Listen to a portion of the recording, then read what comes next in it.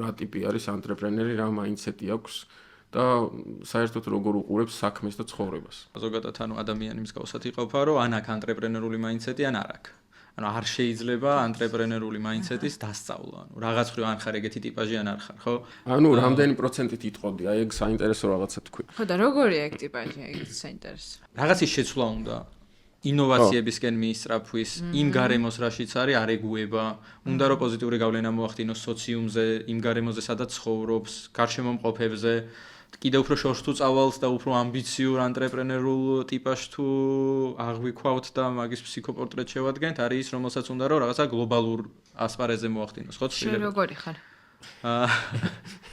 აი საჩაგი ამბიციური ანტრეპრენერი. აი გლობალურზე გაქვს გათვალ. თავისთავად ყოველთვის რასაც ვაკეთებ იმისთვის, რომ რაღაცა პოზიტიური გავლენა მოვახდინო ჯერ იმ გარემოზე, სადაც ვარ.